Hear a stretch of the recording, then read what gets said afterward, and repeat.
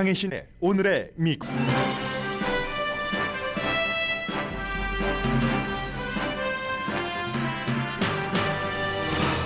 트럼프 전 대통령이 사는 집을 연방수사국이 수색했습니다. 영장을 제시한 이번 수색 결과가 트럼프 전 대통령의 대선 출마를 막을 가능성도 있기 때문에 세계가 주목합니다. 트럼프 전 대통령은 정치 박해라고 주장하고 공화당은 중간선거 이후 보복하겠다고 공약하며 트럼프 지지자들은 주인 없는 트럼프 전 대통령 집 앞에 모여 지지 시위를 합니다. BBC 방송은 트럼프 전 대통령에게 나쁜 뉴스지만 기회가 될 수도 있다면서 트럼프 쇼가 이어질 것이라고 전망했습니다. 위스콘신주 등에서 지금 예비선거가 치러지고 있습니다. 전 대통령과 부통령의 대리전도 있고 버몬트주에서는 역사상 처음 연방 여성 하원 의원이 탄생할 가능성이 높은 예비선거입니다. 딕 체니 전 부통령의 딸 지지 캠페인 광고가 오늘부터 팍스뉴스에서 방송됩니다. 중국이 대만을 위협하는 군사훈련을 약속 시한을 넘기면서 하자 낸시 펠로시 하원 의장은 시진핑 주석을 겁먹은 깡패처럼 군다고 말합니다. 바이든 대통령이 우크라이나에 10억 달러를 추가 지원한다고 밝혔습니다. 80년대 최고의 팝 가수였던 올리비아 뉴튼 존과 스티브 잡스의 터들렉을 만든 디자이너 미야케 이세이 두 사람이 암으로 세상을 떠났습니다. 여러분 안녕하십니까? 오늘의 미국 강혜신입니다. 오늘은 먼저 미국과 세계의 공통적인 탑 뉴스가 어제 저녁부터 트럼프 전 대통령이 집을 비운 사이에 트럼프 전 대통령이 사는 집을 연방 수사국이 수색을 한 그 내용입니다. 일부에서는 급습, 압습 이렇게 표현을 하고 있고 또 일부에서는 당연히 영장을 발부받고 전 대통령의 비밀 경호팀에도 이미 다 이 같은 통고를 하고 협조를 받은 압수수색이었다라고 보도를 하고 있습니다. 그리고 중요한 것은 연방 수사국도 연방 법무부도 밝히지 않았는데 트럼프 전 대통령이 일부 언론에서는 뉴저지에 있는 골프장에 있었다고 하고 또 다른 언론에서는 트럼프 타워에 있었다고 하는데 그곳에 있는 뉴욕과 가까운 곳에 있는 트럼프 전 대통령이 직접 얘기를 했기 때문에 안 겁니다. 그래서 지금 마알라고 트럼프 전 대통령이 살고 있는 집인 플로리다에는 트럼프 전 대통령을 지지한다는 수많은 사람들이 가 있고 공화당도 거기에 행렬을 잇고 하는데 여기서 그 중요한 몇 가지 포인트가 있는데 지금으로서는 수사 당국이 발표를 하고 있지 않기 때문에 트럼프 전 대통령 측에서 나오는 얘기와 일종의 확인된 사실을 알 수 있다는 것. 가장 중요한 것은 이미 얼마 전부터 2024년도 재선에 나갈 것이다 하는 것을 트럼프 전 대통령이 암시하고 있기 때문에 이게 어떻게 될 것인가 하는 게 중요하고요. 텔레비전에 지금 마알라고 입구에 사복을 입었지만 배지는 달고 있는 연방 수사국이 머신건을 가지고 그리고 그 입구는 차로 아무도 들어가지 못하게 막고 있는 그 같은 내용이 보입니다. 당연히 트럼프 전 대통령으로서는 아니 미국에서 전직 대통령이 이런 대우를 받은 적이 있는가 정치적인 박해다라고 얘기를 하지만 미국에서 어떤 전직 대통령도 백악관에서 나갈 때 15박스 분량의 그 가운데는 비밀이라고 적혀진 것도 있고 그런 것을 기록 보관소 같은 곳에 남기지 않고 본인이 살고 있는 집으로 가지고 간 그 대통령도 없습니다. 트럼프 전 대통령은 그것에 관해서 당국의 요청과 본인도 그 요청에 따라서 다 그대로 하라는 대로 행동을 했는데도 이렇게 하는 것은 마녀 사냥이라고 얘기를 하고 있습니다. 지금 이제 전방위적으로 나오고 있는 뉴스를 전해드리고 있는데 이 내용의 가장 기본적인 것은 연방 수사국이 누구의 집을 가서 대대적으로 트럼프 전 대통령에 따르면 금고까지 다 뒤졌다 이런 얘기가 나오는데 그렇게 하기 위해서는 영장을 발부받지 않고서는 불가능한 일입니다. 더군다나 바로 전에 전직 대통령이었습니다. 당연히 영장 발부는 받았고 영장 발부를 받을 때는 수색을 할 만한 충분한 그 증거가 있기 때문에 영장 발부를 한 것이고 지금 트럼프 전 대통령의 아들 등이 팍스뉴스와 인터뷰를 하는 것을 보면은 앞서 말씀드린 것처럼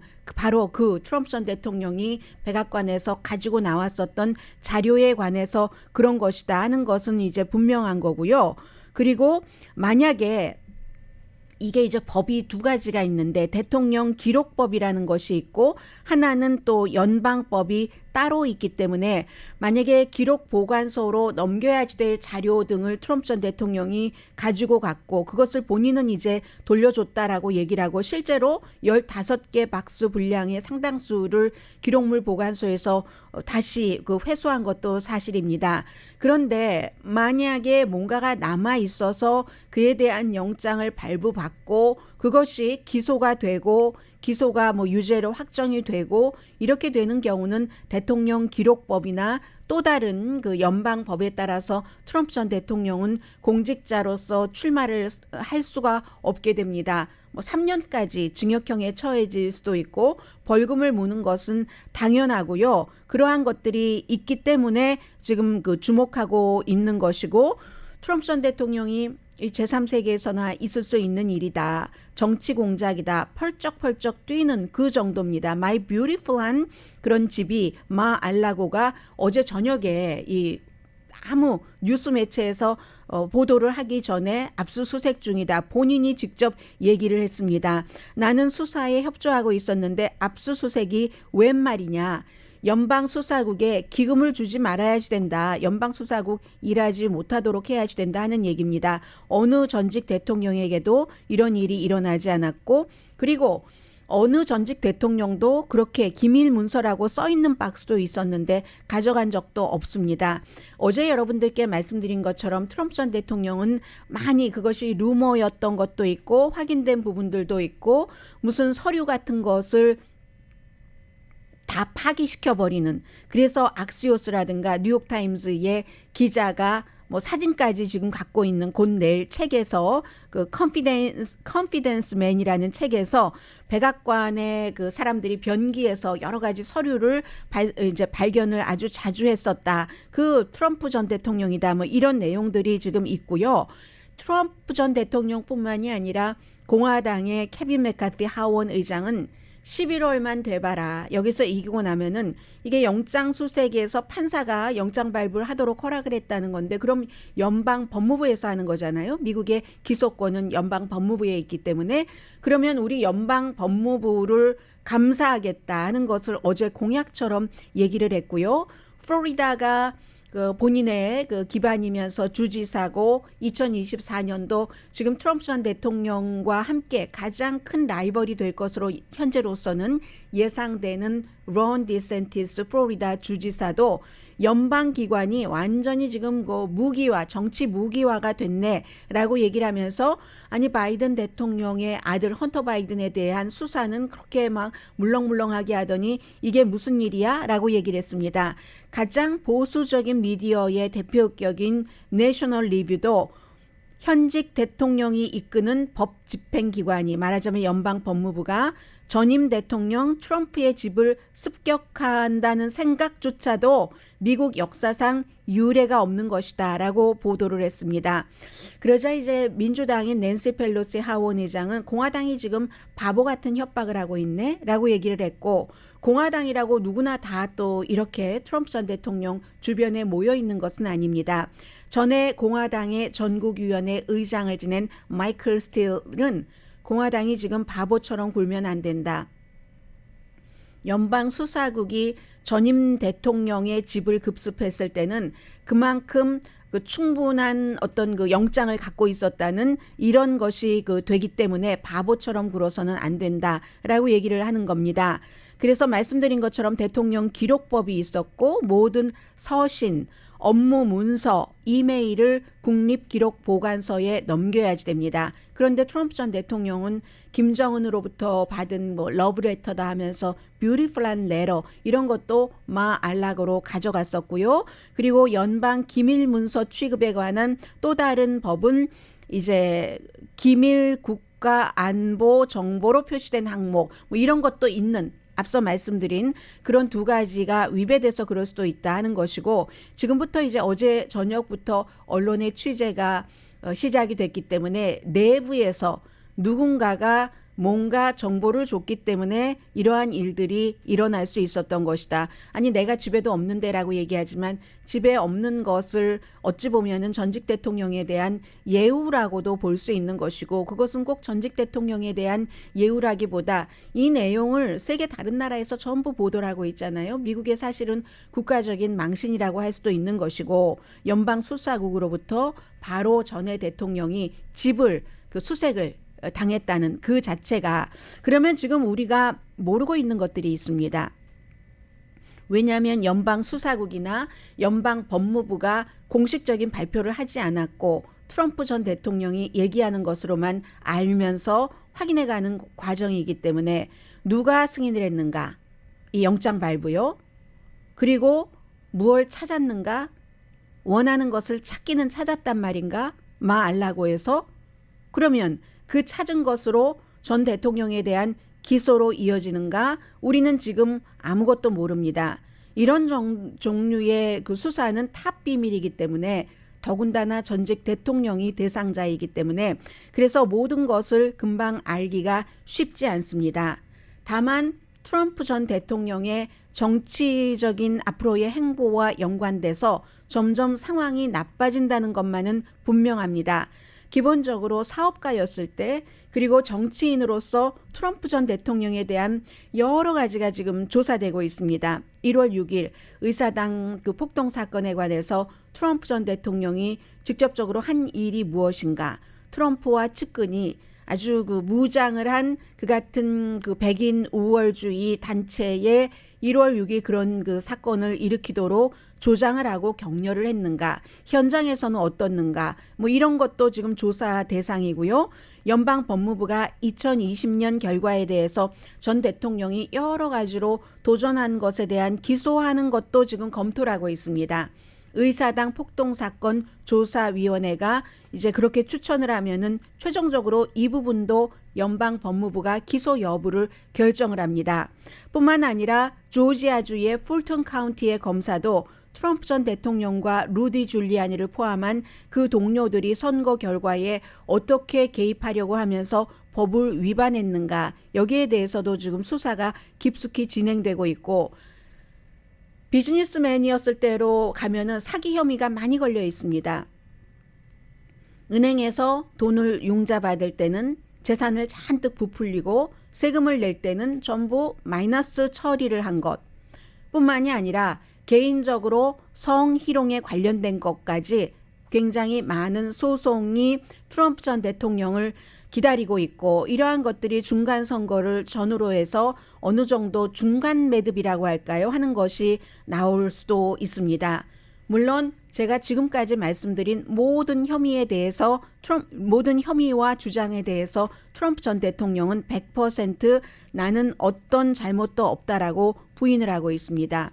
자, 이 같은 그 법적인 도전과 지금 연방 수사국이 무엇을 가져갔는지, 무엇을 찾으려고 했는지 정확하게 알 수는 없지만 전 대통령이 살고 있는 집을 대대적으로 수사를 했습니다. 머신건을 동원을 해서 앞에서 보초를 서면서 수사를 했습니다.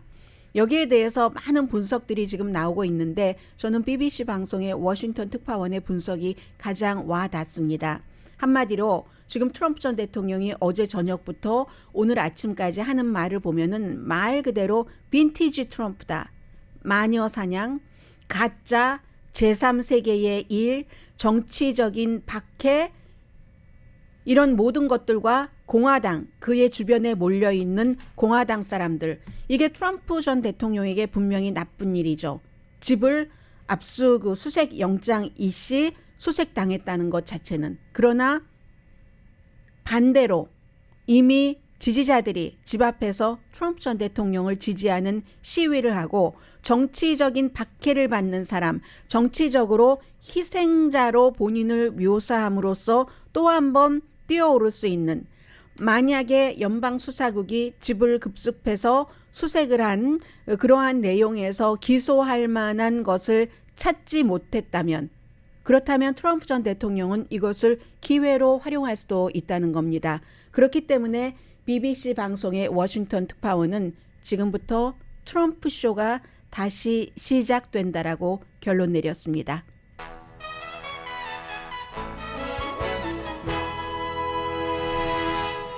잠시 뒤에는 사실 오늘 제가 여러분들께 저녁부터 쭉 모니터를 했는데 한국의 홍수가 이만저만이 아니어서 그 얘기부터 조금 말씀드리려고 했는데 말씀을 못 드렸고요. 미국에선 지금 오늘도 역시 중요한 예비선거가 치러지고 있습니다. 잠시 뒤에 전합니다. 라디오 서울 방송 오늘의 미국 듣고 계십니다. 지금 제가 연합뉴스를 봤더니요. 한국이 새벽이기 때문에 크게 그 업데이트가 되진 않았습니다만은 미국에서 뉴스를 하면서 한국의 기상청과 한국의 그 지금 홍수 그 물난리에 대해서 보도를 하면서 링크를 걸어놓는 한국 기상처에 이런 기사는 저는 처음 봤습니다. 미국의 많은 주요 매체가 전부 그 보도를 하고 있고 한국도 새벽이라서 아직 특별하게 더 레이티스트는 없는 것 같은데 서울, 뭐 남부 이렇게 돼서 경기도 전체로 뭐 인천도 마찬가지고요. 해서 뭐 적어도 이제 뭐 10명 이상이 숨지고 실종되신 분들도 계시고 정말 안타깝게 반지하에서 40대 자매와 13살 소녀도 숨졌고 아니면 뭔가를 그 공무원으로서 길을 정리를 하다가 숨지신 그런 분들도 계시고 보통 한국이 6월부터 8월 달까지가 장마고 폭염이고 하는데 거의 매년 뭐 10명 아래로 이 장마 끝날 때까지 숨지는데 이번에 이렇게 뭐 서울 이쪽에 한 지역에서는 1시간에 5.4인치나 비가 내렸다고 하고 이게 한 80년 정도 역사의 기록이라고 하잖아요. 115년 만에 최대 이런 그 폭우다 해서 뉴욕타임스는 이렇게 표현을 했습니다. 일단 뭐 오늘도 또 비가 내린다고 하지만 홍수가 일단 멈춤을 했을 때의 일부의 이미지를 이렇게 보면은 그 거리에 막 자동차가 흩어져 있고 하는 것이 재난 영화와 비슷했다라고 얘기를 했고요. 아무튼 실종자가 있고 부상자들이 계시기 때문에 일부에서는 복구 작업을 하고는 있습니다만 또 비가 내린다고 하고 지하철역 여러분들 뭐 다 기억하시죠? 지하철역 당연히 들어갈 수 없고 대피하시는 분들도 학교 같은 데로 계셨고 윤석열 대통령도 뭐 첫날은 출근을 못했다고 하잖아요. 그리고 그게 또 여러 가지 정치적으로 이슈가 되고 있던데 이렇게 미국에서 아무튼 서울의 비에 대해서 이 정도로 보도하는 것은 저는 처음 봤고 결국은 이러한 것들이 미국에서 포커스를 두고 있는 점은 한국 딱 한 군데에서 끝나는 뉴스가 아니라 미국도 그렇고 아시아, 영국까지 쭉 연결되는 기후변화와도 관련이 있는 재난이기 때문에 크게 보고 있는 거죠. 어제 바로 이 바이든 대통령도 켄터키 홍수가 난 그곳에 가서 37명이 거기선 숨졌는데 연방정부가 할 수 있는 모든 지원을 다 하겠다 하면서 역시 이런 그 기후변화를 얘기를 했습니다. 점점 더워지니까 중국도 그렇고 한국도 그렇고 미국도 그렇고 이러한 것들이 기본적으로는 또 화석연료가 어느 정도 영향을 미치고 기온이 따뜻해지면 수증기가 따뜻해지고 그게 이제 뭐 폭우가 되고 수증기가 그렇게 되는 거잖아요. 구름 속에 들어가서 구름 속에서 이걸 머금고 있다가 밖으로 떨어뜨려내고 하는 이런 것들 얘기를 하고 있습니다. 뿐만 아니라 뭐 캘리포니아주에서도 홍수, 화재 이런 모든 것들이 기후변화와 연관돼서 일어나서 뭐 한번 홍수 나고 하면은 물고기가 최근에도 수천 마리가 숨졌다고 하고요. 데스밸리 그 국립공원에 홍수도 있었고 영국도 또 한 차례 무더위가 있을 것이라고 합니다. 그러니까 서울에 친인척이 살고 계시는 분들이 굉장히 많으실 텐데 그런 분들은 당연히 이번에는 안부전화 날이 밝으면 시간 맞춰서 한번 해보시기 바랍니다. 여러분들 뭐 많이 사용하고 계시는 소셜 미디어 메신저도 있잖아요. 너무 지금 피해가 크기 때문에요. 아무튼 그렇습니다. 그리고 미국에서는 지금 위스콘신, 미네소타, 버몬트주, 또 커너디컷주 이 4개 주에서 오늘 예비선거가 치러지는데 그 많은 것을 전부 말씀드릴 수는 없겠습니다만은 미국의 흐름을 지켜볼 수 있는 그 굵직한 내용만 좀 전해드리자면은 위스콘신 공화당 주지사 예비선거가 가장 중요해 보입니다. 위스콘신이 미국에서 노동법, 노조 이런 것들이 탄생한 곳이기 때문에 리버럴한 부분들이 많죠. 그래서 이제 그쪽에서 뭐 블랙 라이브스 매터 시위 같은 것도 많이 있었고 한데 지금 주지사는 민주당입니다. 토니 에버스 주지사의 대항을 해서 11월 달에 싸울 공화당 주지사 후보를 뽑는데 이것도 역시 트럼프 전 대통령과 마이크 펜스 전 부통령이 지지하는 사람이 다릅니다. 트럼프 전 대통령은 사업가를 지지를 하거든요. 그쪽 지역에서 가장 큰 건설업 회사의 공동 대표로 있는 팀 미쉐를 지지하고 그리고 마이크 펜스 그 부통령은 레베카 클리피쉬라는 전 부지사인데 부지사를 8년 동안 했었던 사람입니다. 스캇 워커 주지사 밑에서 그렇게 했었던 사람인데 이제 그래서 위스콘신이 굉장히 중요하고요. 이건 트럼프 전 대통령, 트럼피즘이냐 원래의 공화당이냐 이런 것. 그리고 이제 위스콘신주의 상원의원 선거도 아주 중요합니다. 미네소타주는 일한 오마르라는 연방 하원 의원이 어느새 3선에 도전하게 됐습니다. 미국에서 뭐 뉴욕의 지역구인 알렉산드리아 오카시오 콜테즈 의원과 함께 가장 진보적이기도 하고 트럼프 전 대통령 시대에는 뭐 4명의 여성 초선 의원들을 완전히 니네 나라로 가라라고 얘기를 했었던 그 가운데 한 사람인 일한 오마르라는 소말리아에서 어렸을 때 온 이 의원이 지금 도전을 예비선거에서 민주당이지만 민주당에서 4명이 지금 도전을 하고 있습니다. 그런데 선거 기금 모금한 거 보면 알잖아요. 기금 모금에 있어서 다른 4명의 민주당 라이벌이 쉽지 않아 보입니다. 일한 오마르 현 의원이 쉽지 않아 보이고 버몬트주가 굉장히 진보적인 주잖아요. 그런데 미국 50개 주 가운데서 연방 하원 의원 가운데 여성이 한 사람도 없는 주는 또 버몬트주가 유일합니다. 네, 버몬트주가 워낙에 진보적이기 때문에 미국에서 이 클린 에너지에 관한 정책이라든가 이런 것이 버몬트주에서 많이 나오고요. 벤앤제리 아이스크림 그쪽에서 나왔잖아요. 그래서 벤앤제리가 진보적인 이슈를 많이 이끌어가고 있는데 버니 샌더스의 지역구이기도 하고 여기서 지금 은퇴하는 페이트릭 리히 워낙 나이가 많으니까요. 상원 의원인데 상원 의원도 뭐 물러난다고 하고 아무튼 역사적으로 버니 샌더스가 지지하는 사람과 페이트릭 리히가 지지하는 사람이 다른데 이 두 사람이 다른데 어쨌든 여성 연방 의원이 처음으로 탄생할 수 있다. 그래서 이제 이게 지금 주목이 되고 커네디컷 주에서도 지금 선거가 있는데 그 모든 선거를 시시콜콜이 말씀드리지는 않겠습니다만은 특징상 버몬트주, 미네소타, 위스콘신 주는 지금 눈여겨봐주고요. 그리고 사실은 상원에서 중요한 선거는 조지아주의 선거가 될 수 있다라고 보고 있습니다. 조지아주의 라파엘 워녹 상원 의원이 민주당이죠. 초선 의원인데 공화당인 도전자가 트럼프 전 대통령이 지지하는 권투 선수였었던 허셜 워커 굉장히 지금 아주 그냥 가깝습니다. 가까운데 누가 이긴다고 말할 수가 없는 게 또 자유당 소속의 후보가 몇 %를 가져가고 있거든요. 너무 표 차이가 없는데 이 후보가 3%를 가져가니까 알 수가 없는 거예요. 그래서 만약에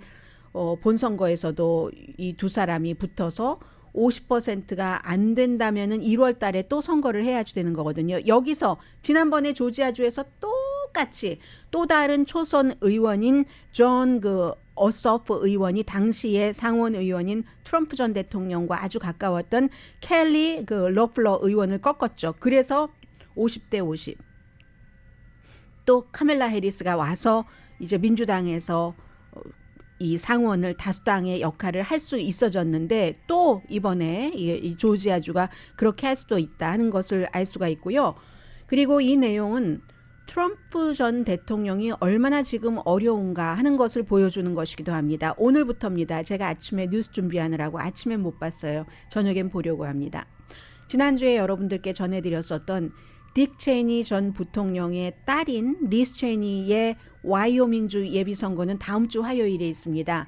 그런데 이제 아버지가 딱 그 딸을 지지를 하면서 트럼프 전 대통령을 공격하는 캠페인을 했잖아요. 미국 역사 246년 역사상 개인으로 트럼프만큼 아주 위험한 인물이 없다. 굉장히 겁쟁이이기도 하고 본인이 진 것을 뻔히 알면서 나도 알고 자기도 알고 그리고 대부분의 공화당 사람들도 다 아는데 그런데도 이겼다고 세상에 사나이가 자신을 지지하는 사람을 속이는 게 어디 있겠는가. 공화당도 딥다운 마음속으로는 다 알고 있다. 그가 굉장한 표 차이로 졌다는 것을 이런 광고를 했던 것을 여러분들께 전해드렸는데 그 광고를요 원래는 와이오밍주에서만 했거든요. 왜냐하면 와이오밍주에서 예비선거를 하는 거니까 트럼프 전 대통령이 지지하는 후보가 이 리스 체니라는 딕 체니의 딸을 22%포인트 차이로 앞서가고 있으니까 사실은 지는 것을 준비해야지 되는 겁니다. 딸 리스 체니는.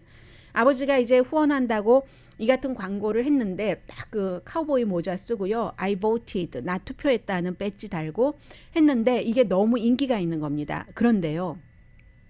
과거 같으면 팍스뉴스에서 이걸 이 시점에 받아줬을까? 이 광고를 하는 생각이 들거든요. 그것도 팍스뉴스에서 팍스는 워낙에 또 뭐 상업용 방송이니까 받아줄 수도 있지만 팍스에서 가장 트럼프가 좋아했었던 지금은 조금 변했어요. 팍스 앤 프렌즈 아침 프로그램. 트럼프가 권력을 잃으니까 조금씩 변하기 시작하더군요. 팍스 앤 프렌즈는 팍스 앤 프렌즈에 오늘 아침에 2번 광고를 했고 돈 광고료가 얼마나 비싸겠어요. 오늘 저녁에 이번 주 내내 한다고 하는데 선거 전에 션 해니티가 완전 프라임 타임이잖아요. 저녁 6시에. 션 해니티 프로그램에도 한 번 비싼가 보죠. 그래서 한 번 한다는 얘기입니다.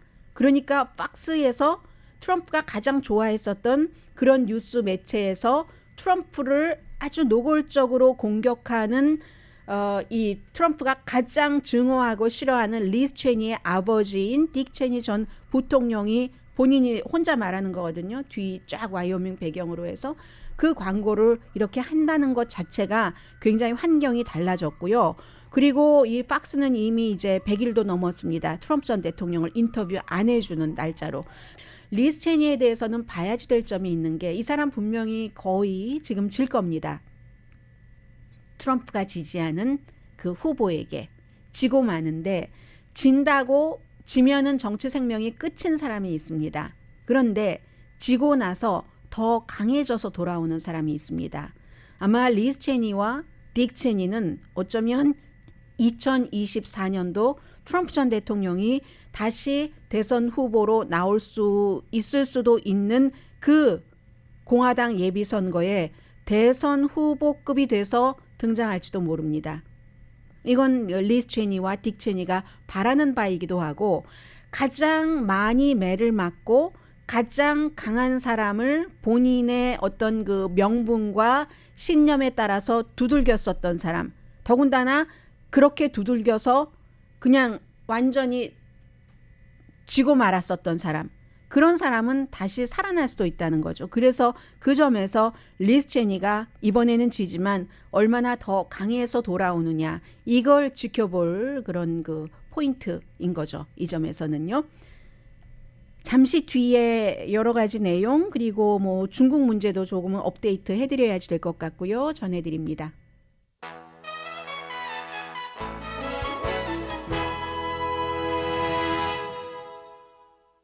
라디오 서울 방송 오늘의 미국 듣고 계십니다. 오늘 아침에 이제 바이든 대통령이 2,800억 달러를 미국 정부가 민간 기업을 지원한다는 그 반도체 칩 앤 과학 법안에 서명을 했습니다.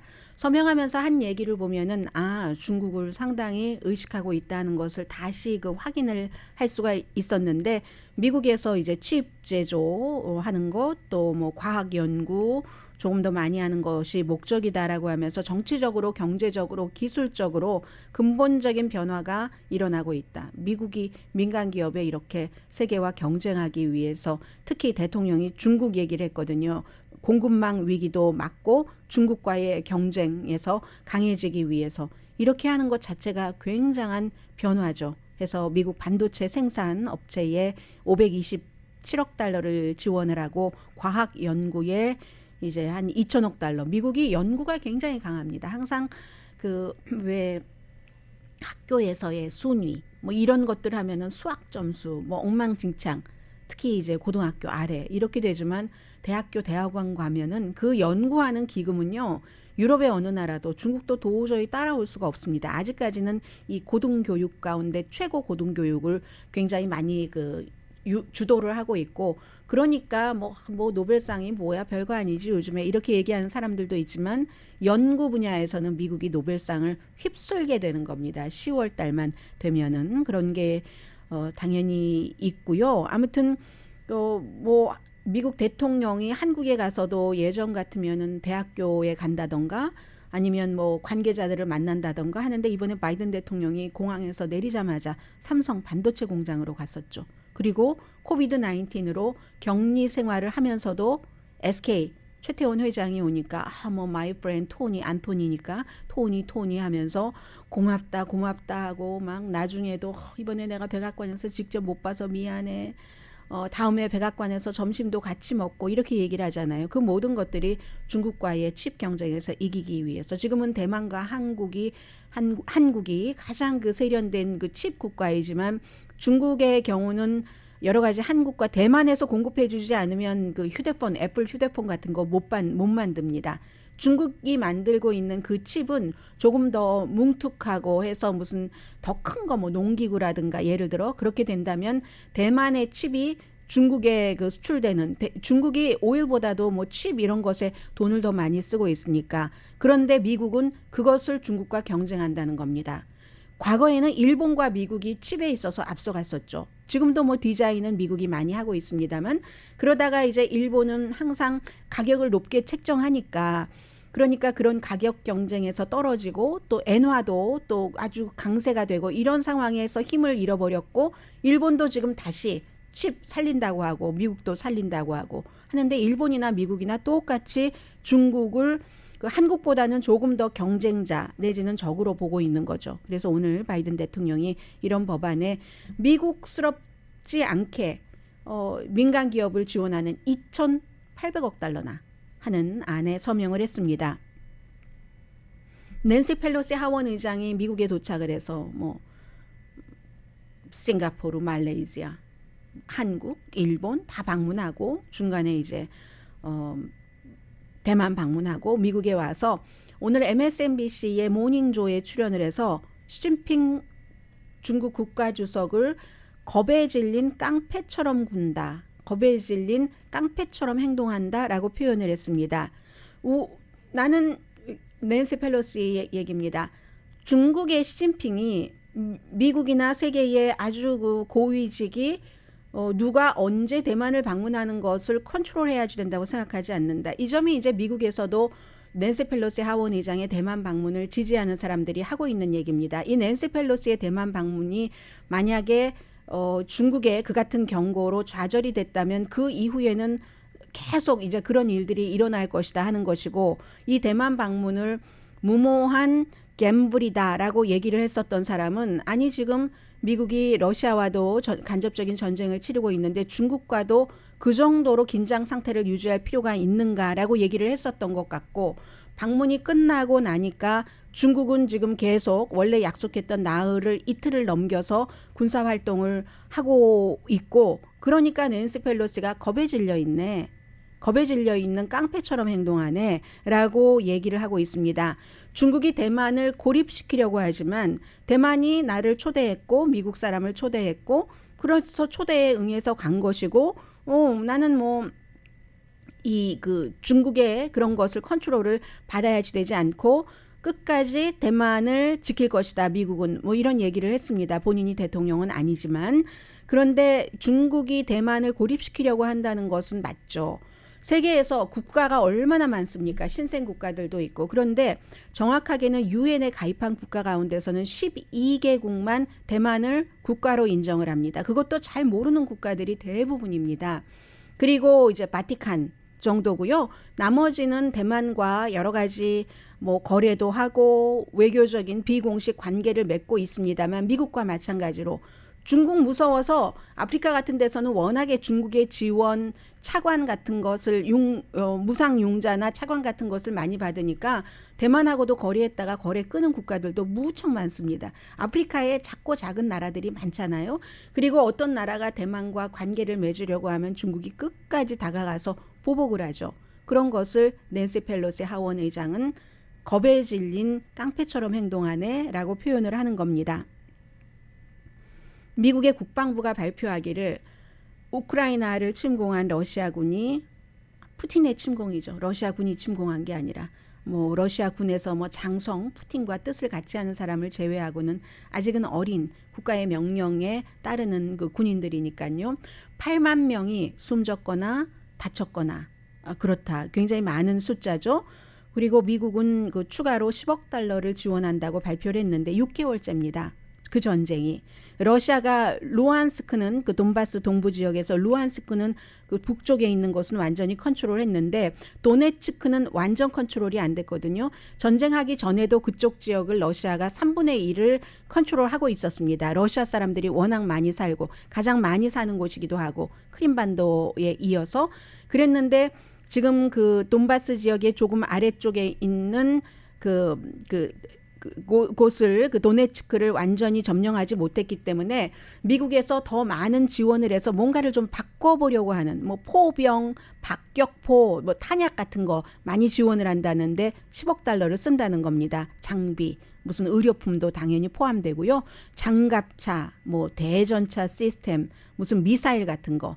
뭐 자벨린 미사일 같은 거 이동하기도 쉽고 하는 그런 것들을 지원을 한다는 겁니다. 지금까지 91억 달러 안보 지원을 약속했고 이미 상당수의 돈이 가 있고 러시아는 미국의 그 핵무기 사찰 안 받겠다라고 선언을 했습니다. 이것은 뭐 미국이 위대해서가 아니라 러시아와 미국이 약속한 게 있잖아요. 2010년도에 서로 핵무기를 이 정도로 하고 감축을 하자 했었던 그러려면 서로가 서로의 감시단의 사찰을 받아야 되잖아요. 그걸 이제 안 받겠다고 했습니다. 자, 잠시 뒤에 두 사람에 대해서 전해드리겠습니다.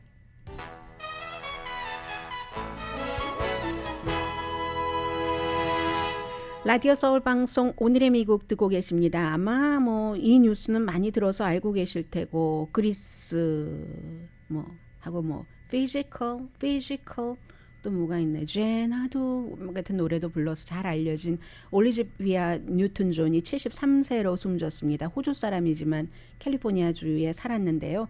거의 50년 동안 음악 생활했고 특히 이제 그리스 거기서 이제 존 트라볼타와 검은색 가죽 잠바 입고 담배 딱 피고 뭐 이런 것 있었잖아요. 그런 등등해서 70년대 80년대 너무 사랑을 받았는데 92년부터 암을 앓았습니다. 그러니까 30년인 거예요. 중간에는 말하지도 않았었고 그렇게 하다가 끝내 숨졌다는 거고요. 한 세대의 그 팝 스타 중에 스타가 숨졌습니다. 또 한 사람도 역시 암으로 숨졌는데 8월 5일에 숨진 게 지금에서야 나왔습니다. 워낙에 개인적으로 모든 것을 처리하는 사람이기 때문에 디자이너 미야케 이세이 일본 디자이너 가운데서 가장 유명한데 우리가 일본 디자이너 이름까지는 모르지만 스티브 잡스의 터들넥 있잖아요. 그걸 만든 사람이고 거기까지 나오기 전에 100개의 말하자면 모형 비슷한 것을 만들어서 이게 편한가 저게 편한가 해봤다는 것이고요. 이분은 사실은 서양이 지배하고 있는 이런 것들을 물론 서양의 어떤 곳에 갔기 때문에 파리 같은 곳에서 알려져서 그랬지만 동양적인 것 같은 것을 강조도 했고 컴퓨터 기술을 그 옷을 만드는데 굉장히 처음에 썼고 그러면서도 뭐 패션 디자이너라는 말 듣는 것을 싫어했었던 사람입니다. 원래 그래픽 하다가 패션으로 갔는데 지미 핸드릭스라든가 아니면 뭐 제니스 조플린 같은 사람에게 영감을 받기도 했고 그리고 또 스티브 잡스뿐만이 아니라 옷은 편안해야지 된다고 얘기를 했고요.